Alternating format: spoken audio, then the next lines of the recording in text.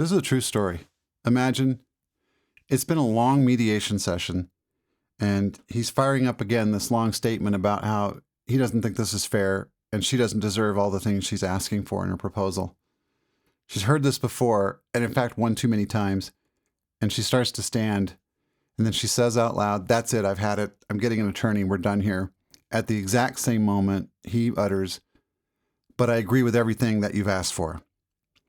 This one interruption almost cost them everything. Welcome to the Pro Se Divorce Podcast, where you can learn how to turn mediocre mediations into major successes. My name is Tom Davis, and I'm a certified professional divorce mediator in Denver, Colorado.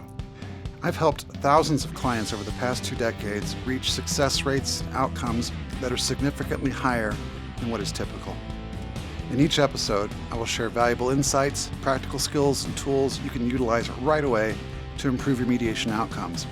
And I'll serve as your guide through the potentially confusing process of divorce. Better days are coming, starting now.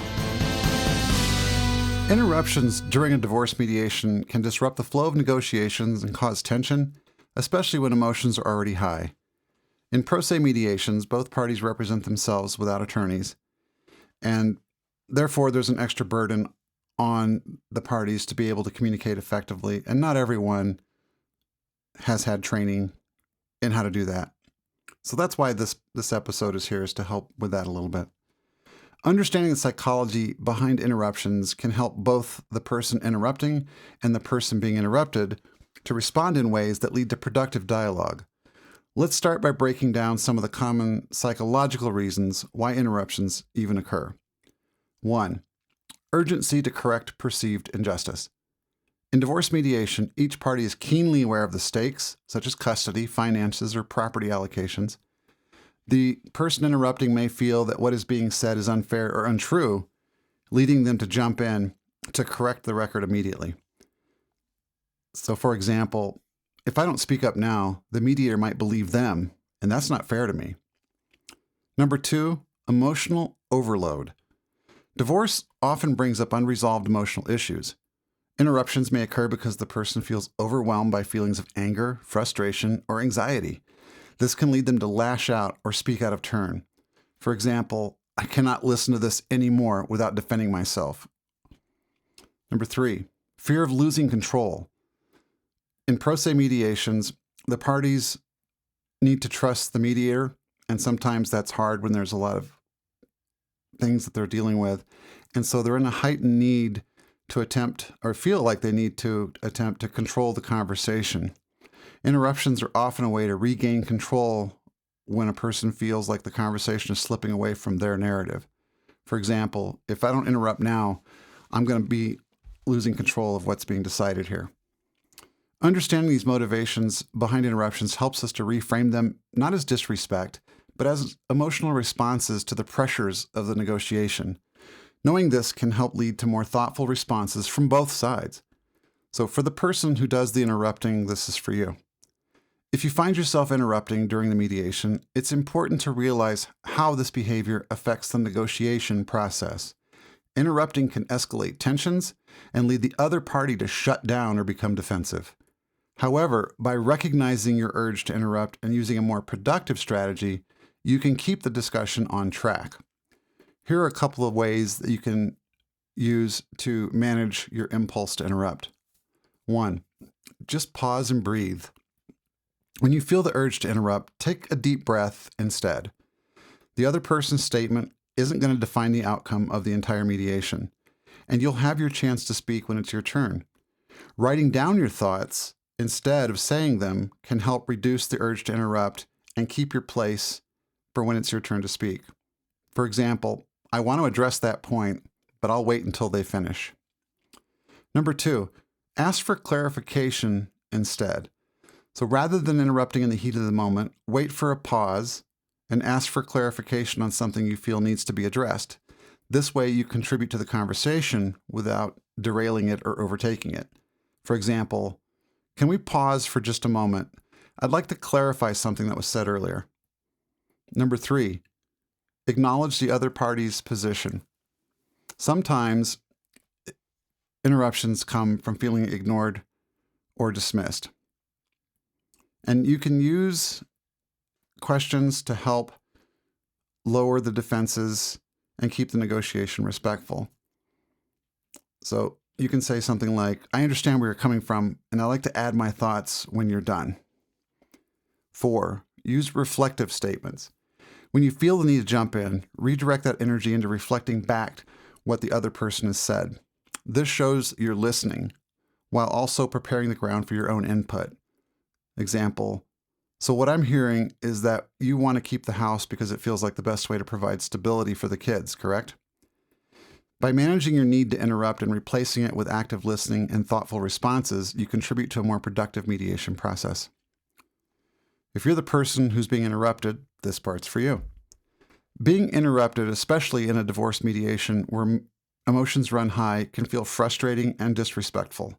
However, recognizing that the interruption often comes from a place of emotional or psychological pressure can help you respond calmly and effectively, turning it into an opportunity for clarity. Here are a few tips on how you can handle interruptions constructively. 1, stay calm and just don't take it personally. Remember that the interruption is likely a reaction to the stress of the situation and not necessarily a personal attack. Keeping your cool will prevent the situation from escalating and allow you to address the interruption more effectively. For example, I understand this is important to you, but I'd like to finish what I was saying and then we can address your point, I promise. 2, acknowledge the interruption. Rather than pushing back immediately, acknowledge the other person's interruption and offer them a brief moment to express their concern. This shows that you are listening and can reduce the tension. For example, it sounds like you have something important to say. What would you like to add before I continue? 3, redirect back to your point. After giving the interrupter space to speak, gently guide the conversation back to your point. This allows you to complete your thoughts while making the other person also feel heard. For example, hey, thanks for sharing that. Now let me finish my thought and then we can explore your idea further. 4, turn the interruption into a productive moment. Use the interruption as an opportunity to clarify misunderstandings or ask questions that lead to better understanding of both positions. This turns a potentially negative interaction into something that can benefit the negotiation. For example, I can see this topic is important to both of us. Let's just take a moment to explore it fully so we can find a solution that works for both sides. By handling interruptions with patience and curiosity, you not only keep the mediation productive, but also demonstrate respect and openness, which can encourage the other party to do the same. Interruptions during a divorce mediation often reflect deeper concerns, whether emotional, psychological, or related to some specific negotiation topic. Understanding why these interruptions occur allows both parties to view them not as obstacles, but as opportunities for deeper understanding. For the person who interrupts, learning to pause and reflect before speaking can keep the conversation productive. For the person being interrupted, responding with calm and curiosity can transform a disruptive moment into one that advances the mediation process. So for the interrupting party, practice active listening, ask for clarification respectfully, and reflect on the other party's point before offering your own. I hear you're concerned about the finances. Let me add my perspective after you finish explaining. For the interrupted, acknowledge the interrupter's concern, but gently steer the conversation back to your point. I can see why that's important to you. Let me finish my point, and then we'll explore that more. All this can be a lot to remember, and just know that you're not on your own. In the mediation, the mediator is going to be there to help facilitate and navigate these communication issues. And just do what you can with these. And if you can remember to apply these at different points, it will help you and make the conversation a little bit more productive. But the mediator is going to be there to help you as well. So you're not alone if you need some support with these things. So such was the case in our opening example. The couple had been very tense with each other, almost both on the knife edge of looking for any real provocative point to drive them to the attorneys so they could avoid the frustrating work of trying to get through this themselves. And so when he had started up again with his statements about how this is not going to work, for him, she couldn't hear it anymore. and had made up her mind to get the attorney. And all he was doing at that moment was saying, I just want to go on record as I don't think this is what I was hoping would happen. I don't believe you deserve these things, but I believe it's fair, and I'm done fighting. I agree. And because she interrupted him at the last, before the last statement came out, it just sounded like the same old tired points again. And she missed the part where he said something different that last time that he agreed. I had him repeat that phrase to her as she was getting ready to leave. And she was genuinely shocked. She said, I did not hear him say that. And then she sat back down and we quietly worked out the remaining terms of the agreement. And we were able to turn that into a big win for both of them. That one interruption almost cost them everything. But because of the techniques that they ended up employing and that I helped them with, they were able to keep things on track after all. All right, so in our next episode, we're going to explore the hidden power of asking questions. It's like having a superpower that you can use throughout all the different phases of your mediation and on into the rest of your life. You're not going to want to miss that one. This has been Tom Davis. Thank you for joining me today. Remember to protect every accomplishment you make together, and that setbacks are just wins in the making. Stay positive.